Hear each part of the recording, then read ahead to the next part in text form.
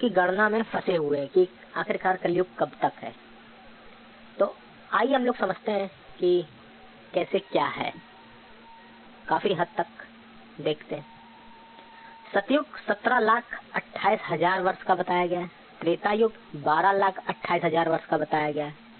द्वापर युग 8,64,000 वर्ष का बताया गया है। कलयुग 4,32,000 वर्ष का बताया गया। इसकी गणना अगर हम वर्षों में न करके दिन में करें, जैसे 17,28,000 दिन, 12,28,000 दिन, 8,64,000 दिन, कलयुग 4,32,000 दिन, तो जब इसको हम लोग आज के अपने वर्ष के हिसाब से निकालेंगे तो सतयुग निकलेगा 4,735 वर्ष का। त्रेता युग निकलेगा 3,365 वर्ष का। द्वापर युग 2,368 वर्ष का। कलयुग निकलेगा आपका 1,184 वर्ष का।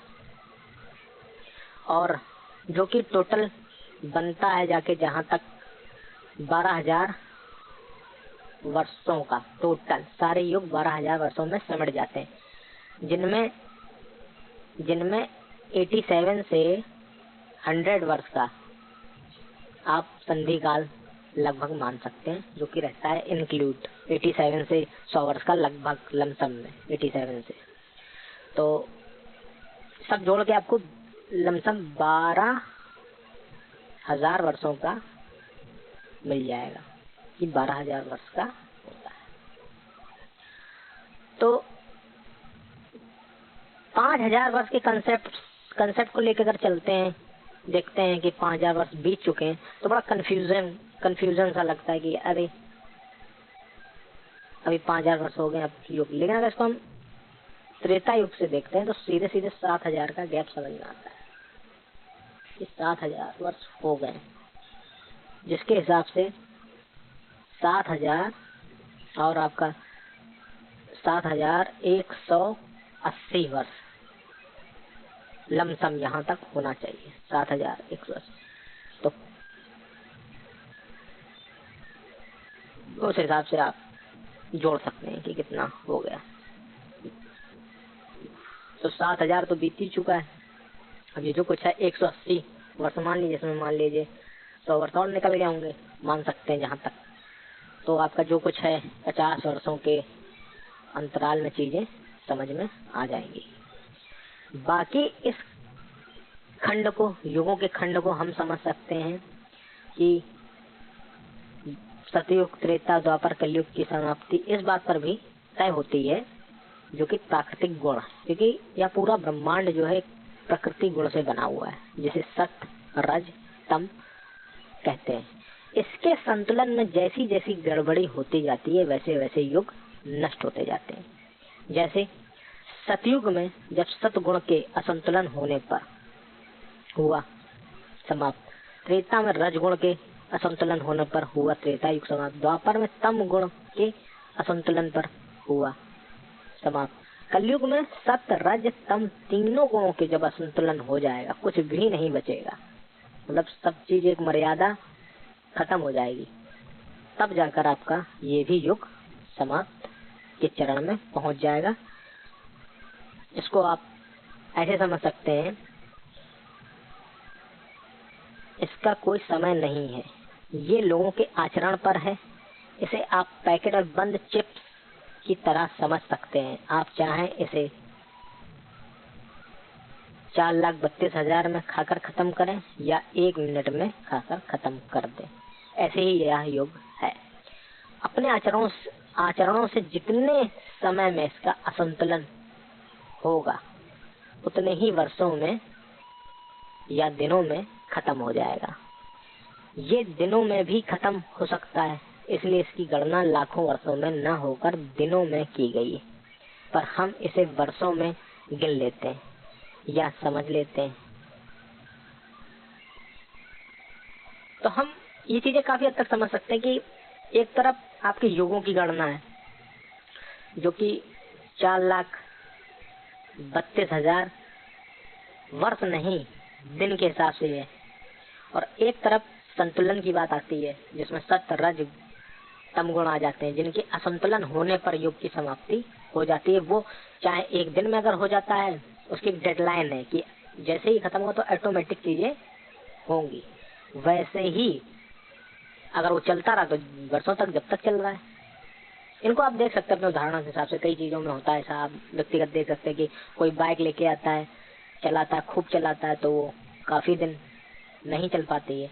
कोई आदमी अच्छे से चलाता है, देख रेख करके चलाता है, तो वो काफी दिन चलती है। ऐसे ही रुक आएगी, जितने अच्छे से आदमी आचरण उसके सही होंगे, संतुलित रहेंगे तो चलेगा, और नहीं तो जो आप जिसे क्रिएटर कहते हैं, जिसने इस विधान को रचा है, वो उस हिसाब से अपनी चीजों को संतुलित करने के लिए कार्रवाई करता है। बाकी अगर पूरी गणना देखें तो ये 2025 सन 2025-26 के आसपास बताया जाता है कि चीजें होंगी जो कि मानव के लिए ठीक नहीं होंगी, लेकिन वो होंगी संतुलन ही के लिए। अगर मानव इस बीच सही से सुधर जाता है, कुछ ऐसा कर लेता है जिससे कि चीजें संतुलित रूप में दिखने लगती हैं, तो भी उसको कुछ छूट मिलेगी। तब फिर वो लौट कर वापस जहां तक 2061 से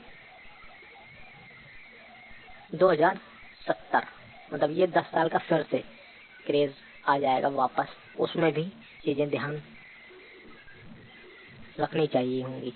मतलब हम लोग 2060 पे फिर से ये घूम के आ सकता है वापस चीजें। अगर 2024, 25, 26 में अगर चीजें नहीं हो रही तो ये 2060 के बाद 4-5 साल के अंदर में फिर से वैसी स्थितियां दिखती मिलेंगी लोगों को। पर इन दोनों में से युग कभी भी समाप्त हो, पर परिणाम के बाद इसमें जो नेक लोग होते हैं उन्हें उस अनुरूप, और जो बुरे लोग होते हैं उन्हें उस अनुरूप बाकी बचे बिना चुनाव या कुछ तय किए ही बचे लोगों को उस अनुरूप स्थितियां प्राप्त हो जाती हैं। मतलब कि जो लोग निर्णय ले लेते हैं कि मुझे ये करना है, मुझे यहाँ जाना है, या जो भी कुछ तय करता है, जो आध्यात्मिक रूप से या भौतिक रूप से, जैसे बहुत लोग सोचते हैं कि अगर ऐसा कुछ आता है पृथ्वी पर तो मैं चांद ग्रह पे चला जाऊंगा या मंगल ग्रह पे चला जाऊंगा अपने बचने के लिए। कुछ लोग सोचते हैं मैं बंकर में छुप जाऊंगा। ऐसे आध्यात्मिक जगह में लोग सोचते हैं कि हम मुक्ति के रास्ते पे हैं, या 5D 6D, मतलब अलग अलग सबकी अपनी जो जिसने सोच रखा है तय करते हैं। लेकिन जो तय कुछ नहीं कर पाते हैं, करवाते हैं, वो उस स्थिति में, जो तय कर लेते हैं वो उस स्थिति में स्वतः प्राप्त हो जाते हैं, मतलब वहां पहुंच जाते हैं, पहुंचा दिए जाते हैं। जैसे कि बाइबल में बताते हैं कि उठा लिए जाएंगे। अब जो लोग बाइबल में इंतजार कर रहे हैं कि जीसस आएंगे तो वो उठा लिए जाएंगे, यकीनन उठा लिए जाएंगे। ऐसे ही मुस्लिम में भी जो लोग हैं उनको अल्लाह अपने दूत को भेजकर बचाएगा। ऐसे ही हिंदू धर्म में बताया गया कि वो अवतार, कल की अवतार का बताया गया कि वो आएंगे, वो बचाएंगे। तो ऐसे ही सब जगह अपनी अपनी अवधारणाएं हैं, विचार हैं उस पर आदमी कायम है। और जो नहीं, सब जिनके कोई विचार नहीं है, जिनके में इस तरह कोई कॉन्सेप्ट ही नहीं है, वो अपना, जैसे वैज्ञानिक है, वो सोचते हैं बंकर बना के बचेंगे या कुछ भी ऐसा करके। ऐसे जो लोगों के पास कुछ भी नहीं है सुविधा, वो अपना जो स्थिति उनको समझ में आएगी वो उस स्थिति को प्राप्त होंगे। तो ये सब चीजें रहेंगी। हालांकि लोगों को धर्म व अधर्म में से किस तरफ है इसका चुनाव समय रहते कर ही लेना चाहिए, ताकि उनकी एक स्थिति तो तय हो सके कि वे किधर जाना चाहते हैं, वरना वे यूं ही भटकते रह जाएंगे, उस भेड़ की तरह जो अपने चरवाहा से भटक गई है और यहाँ वहाँ भटककर इधर उधर घूम रही है। ऐसा होने पर हो सकता है वो किसी गलत हाथों में पड़कर अपनी स्थिति और खतरे में डाल दे। मतलब कि जल्दबाजी में हो सकता है वो कुछ गलत निर्णय ले ले और वो समझ ना पाए और वो गलत दिशा में चली जाए, जिसकी वजह से उसको, जैसे 5D 6D इसी तरीके से और भी प्लेनेट हैं, हो सकता है वो वहां पर उस स्थिति प्राप्त हो जाए, वहां पर पहुंच जाए और वहां पर उसको और ज्यादा दिक्कतों का सामना करना पड़े। ये भी हो सकता है। रही बात इस संबंध में नए युग की शुरुआत के बारे में कई लोगों ने बताया है, पर यहाँ मैं 2 के बारे में कहना चाहूंगा, जय गुरुदेव और पंडित श्री राम आचार्य शर्मा जी के बारे में। जय गुरुदेव जी कहते हैं कि महान आत्माओं ने जन्म ले लिया है और वे समय आने पर युग परिवर्तन करेंगे और काफी मानव जाति पर मुसीबतें भी आएंगी। और पंडित श्री राम आचार्य शर्मा जी ने कहा है कि आगे के समय समान नहीं रहने वाला है, काफी उतार चढ़ाव देखने को मिलेंगे। और साथ ही साथ ये भी कहा है कि अगले दिनों देवासुर संग्राम होने वाला है, मतलब बुराई और अच्छाई के बीच या देवताओं और असुरों के बीच युद्ध होने वाला है।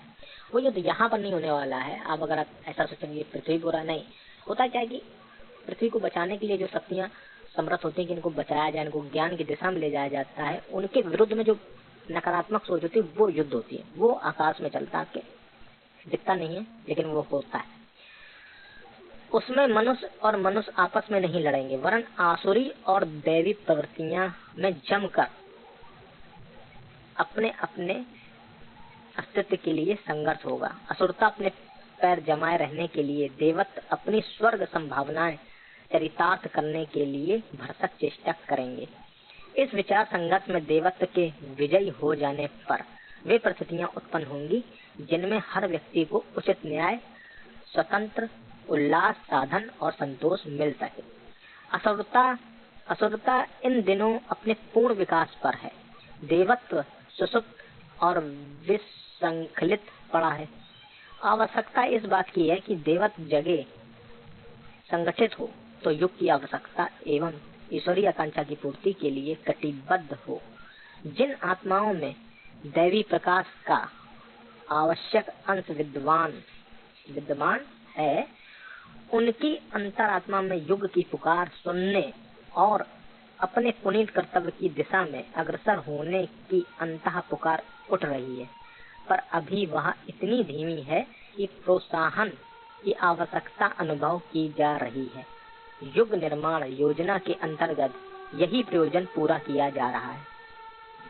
आशा करनी चाहिए कि वह दिन हम लोग अपनी इन्हीं आंखों से इसी जीवन में देखेंगे, जबकि अगणित देव प्रवृत्ति के व्यक्ति अपने अपने स्वार्थों को तिलांजलि देकर विश्व के नव निर्माण में ऐतिहासिक महापुरुषों की तरह प्रवृत्त होंगे। और इन दिनों जिस पशुता एवं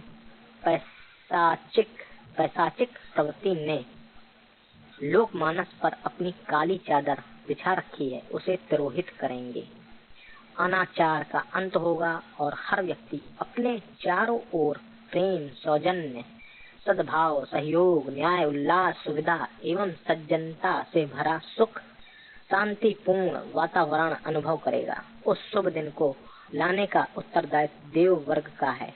उसी को जगना है, उसी को संगठित होना है, उसी को अविवेक के विरुद्ध संघर्ष में तत्पर होना है। वे जितने कम समय में अपना उत्तरदायित्व वहन करने को तत्पर हो सके, उतना ही शीघ्र नवयुग का स्वर्णिम प्रभात उदय होते हुए हम देखेंगे और धन्य होंगे। इनके हिसाब से यही है कि हम लोगों को जगना चाहिए, हम लोग को सोना चाहिए कि ऐसा मौका है। बहुत हो चुका गुलामी, हम लोगों ने बहुत गुलामी देख ली, अस्वतंत्र भाव से बहुत जी ली है, लेकिन अब हम लोगों को जगना होगा, अपनी वास्तविक स्थिति को जानना होगा।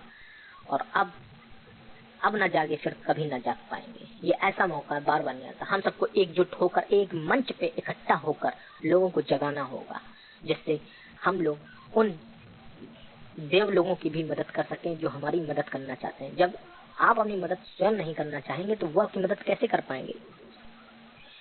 फ्री विल के तहत भी ये काफी हद तक चीजें हो जाती हैं कि आप कहें तो आप मांगेंगे तो आपको दिया जाएगा, और जब आप कोशिश ही नहीं करेंगे तो कैसे दिया जाएगा। तो आप जगिए, जगाइए और मुक्त होइए। तो बाकी पूरी अगर बात की जाए पूरी ही चीजों की, अगर ये सब चीजें हैं या नहीं इन सबको भी देखा जाए, तो भी अगर सोचनीय बात करूं जिसमें हमें कार्य करना चाहिए, वो ये है कि युग प्रलय इत्यादि कभी भी आए या समाप्त हो, ये एक अलग बात है। पर जो अपनी उम्र के हिसाब से मृत्यु को प्राप्त हो जाएगा, उसकी प्रलय व युग उसी दिन समाप्त है। उसे इन बातों में न पड़कर मुक्ति मोक्ष के विषय पे ज्यादा विचार करना चाहिए, ताकि वह यहाँ आए दोबारा क्यों। अर्थात मतलब कि हमें लोगों को जगाना चाहिए कि प्रलय आए ना आए, अगर मान लीजिए कोई कह दे कि प्रलय नहीं आ रही है, या मान लीजिए जैसे कुछ लोग कहते हैं चीजें नष्ट होने वाली हैं, चीजें ये होने वाला वो होने वाला, हम करें एक बार इसको किनारे भी कर दीजिए, कुछ नहीं होने वाला। तो क्या हम बार बार यहाँ जन्म लेते रहेंगे? क्या बार बार इसी चीज में, इस चक्की में पिसते रहेंगे? नहीं, हमें मुक्त होना चाहिए। हम यहाँ आए हैं जिस प्रयोजन के लिए, उसको पूरा करिए, इसमें फंसिए नहीं। हम लोग करने कुछ और आए, करने कुछ और लगे। हमें जागना होगा, हमें ध्यान देना होगा कि ये हो क्या रहा है, क्यों आखिरकार हम ऐसी भट्टी में क्यों गिर गए हैं जहाँ हम चिल्लाते भी हैं और हमें पसंद भी है। जैसे उस कुत्ते को आप देखिए जिसको आप चाहे जितना मारिए, लेकिन उसको एक रोटी दिखाइए वो फिर भी आपके पास आ जाता है खाने के लिए। वही हालत कहीं ना कहीं हम लोगों की, हम लोग इतना दुख पाते हैं, सब कुछ होता है, सफलता जरा सी मिलती खुश हो जाते हैं, अहंकार से फूल जाते हैं, लेकिन होना जाना क्या है आगे?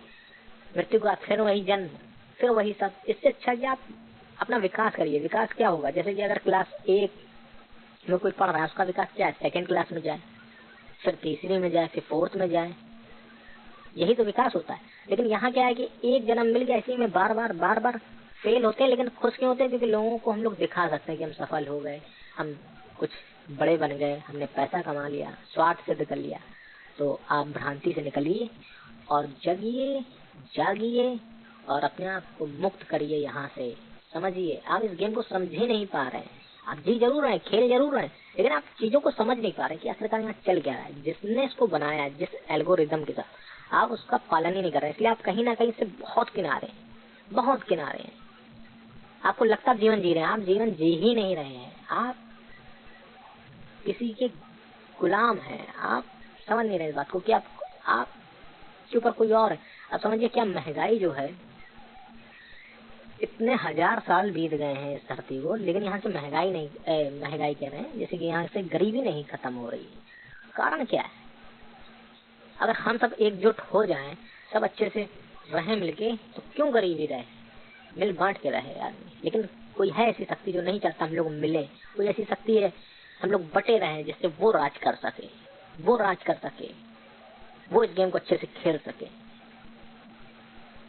तो आप चीजों को समझिए, चिंतन करिए और समझिए, आपकी जिंदगी है।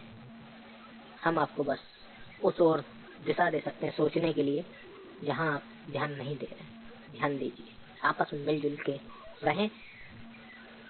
जो मानव जाति के लिए शत्रु है, उनसे लड़े, ना कि आपस में लड़े। धन्यवाद।